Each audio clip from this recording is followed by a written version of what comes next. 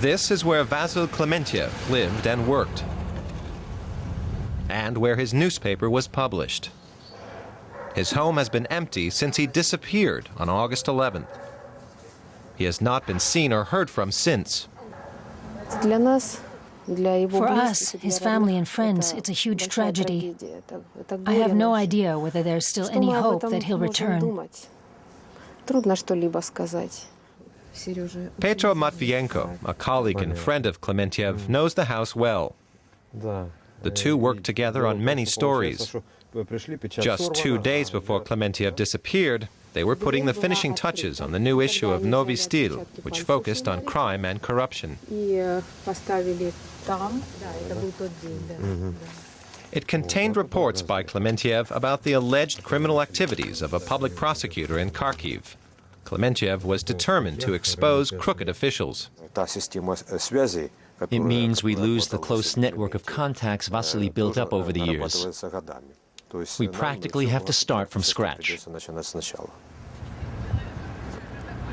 The newspaper only really became well known in Kharkiv after the disappearance of its editor-in-chief.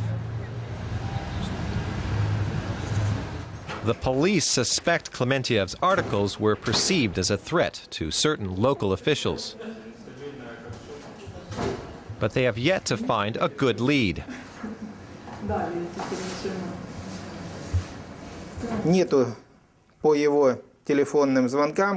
Not even his last phone calls provide any real clues. We can't say where he was going and why he disappeared, or who he was with last.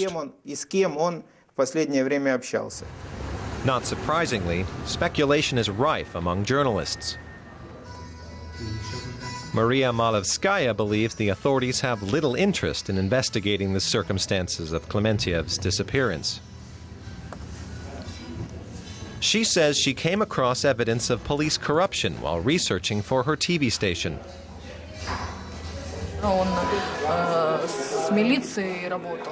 He wrote a lot about the police and public prosecutors. And now the police headquarters and the capital Kiev are investigating. It seems they don't trust their colleagues here in Kharkiv. Perhaps one of the local officials is complicit in the case. Investigators found the last traces of Vasyl Klymentyev at this lake outside Kharkiv, his phone and his house keys. Klymentyev and Matvienko had been here to research a story about local officials illegally building villas. Matvienko says Klymentyev was determined to continue investigating, and he refused to be put off by threats. In June, he was offered $10,000 not to publish a story about a public prosecutor, but he turned down the bribe.